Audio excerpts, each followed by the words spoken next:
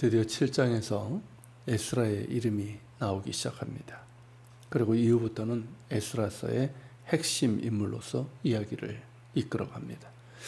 에스라는 바사 곧 페르시아 왕 아닥사스다가 왕위에 있을 때에 바벨론에서 유다 예루살렘에 파송된 인물인데 그에 대한 소개가 1절부터 나옵니다. 그런데 먼저 그의 족보가 나오는데요. 에스라는 다윗과 솔로몬 시대의 대제사장이었던 사독의 5대손이고 이스라엘의 첫 번째 대제사장이었던 아론의 16대 손이었습니다. 즉 제사장 가문의 제사장이라는 것이죠. 그렇다면 왜 에스라에 대한 이야기를 시작하면서 그의 족보를 먼저 기록을 했을까요? 성경의 다른 인물들도 그들의 족보를 거론하긴 하지만 에스라의 경우는 당시 유다 공동체의 시대적인 정황과 관련이 있습니다. 페르시아 지배 하에 유대 공동체에는 총독이나 페르시아 왕이 세운 봉신 왕의 어떤 자리, 그런 자리들이 비어 있었습니다. 그 자리를 유다의 장로들이 대신했고 제사장들이 실질적인 지도자로 공동체를 이끌어 가고 있었습니다. 이런 상황에서 에스라서의 저자는 에스라가 유다 공동체를 이끌 지도자로 부족함이 없는 인물, 즉 대제사장 아론과 사독의 후손인 제사장임을 알리고자 함으로 볼 수가 있습니다.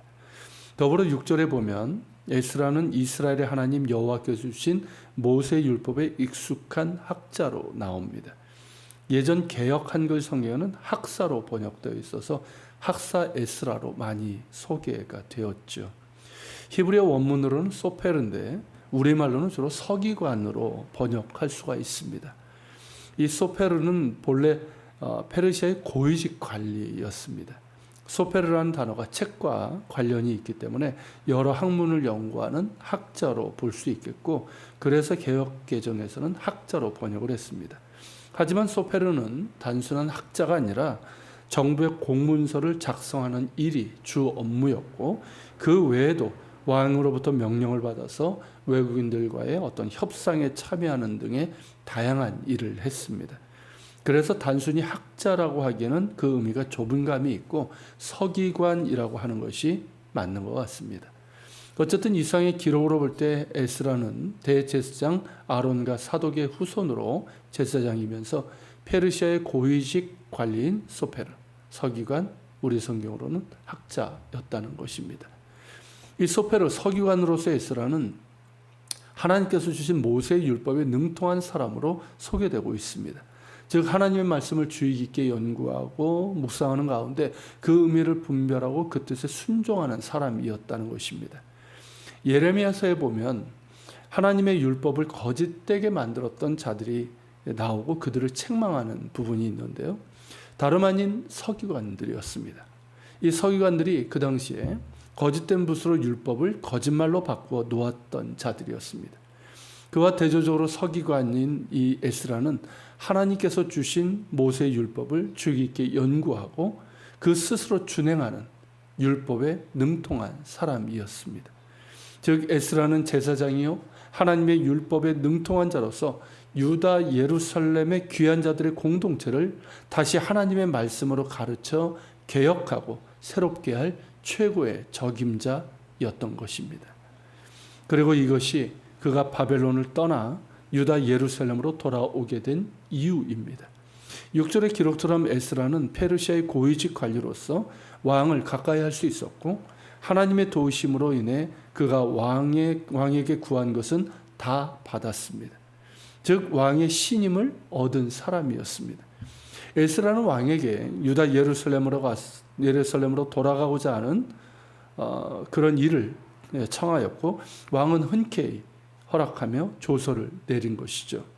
에스라가 바벨론을 떠나서 유다 예루살렘으로 가고자 한 이유는 그의 결심이 있었기 때문입니다.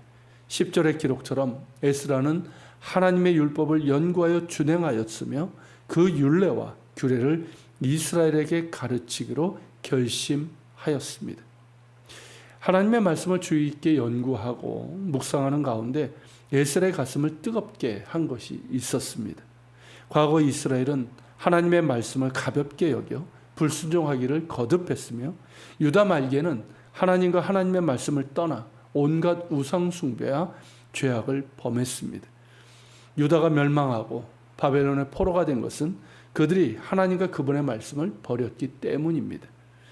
하나님께서는 당신의 언약으로 우리가 흔히 말하는 율법을 주셨고 그 율례와 법도를 지킬 때 그들에게 참된 평안과 행복이 있을 것임을 말씀하셨습니다. 그 반대일 경우에 그들에게 임할 심판과 재앙에 대해서도 말씀하셨습니다.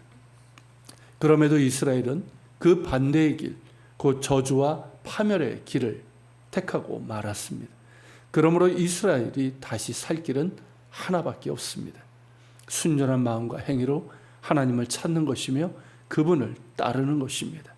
그러기 위해서는 말씀을 알아야 합니다.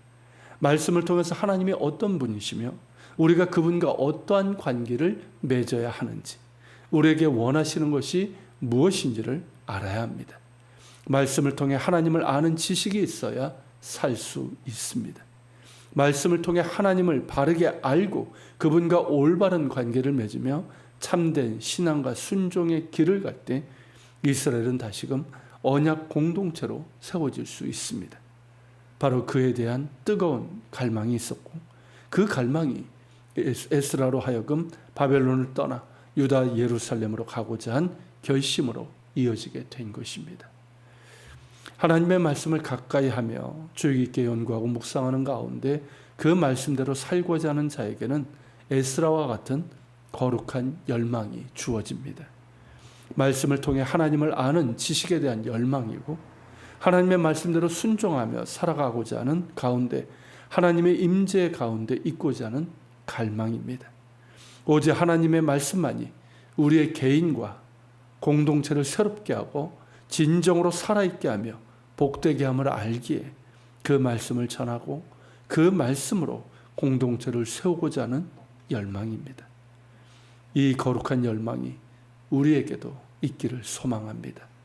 진리의 영이신 성령께서 우리의 심령 가운데 하나님의 말씀에 대한 사모하는 뜨거운 마음을 부어주시고 말씀을 주의 깊게 배우며 순종하는 자들을 통해서 공동체를 새롭게 하시는 참된 부흥의 역사를 행하시기를 소망합니다. 같이 기도하겠습니다. 주님, 제사장이면서 서기관이었던 에스라, 그를 하나님께서 예비하셨고 그를 통해서 귀환한 유다 공동체가 말씀으로 새롭게 되는 개혁과 부흥이 있게 되었습니다. 하나님, 에스라가 그렇게 된 것은 하나님의 말씀을 늘 주의 깊게 연구하고 묵상하며 준행하는 가운데 성령께서 그의 마음을 뜨겁게 하신 이유인 줄 압니다. 주님, 우리에게도 하나님의 말씀에 대한 사모하는 마음을 부어 주옵소서. 말씀을 통해 하나님을 아는 지식을 얻고자 하는 뜨거운 갈망을 주시고 그 말씀대로 순종하고자 하는 그런 마음도 허락하여 주옵소서.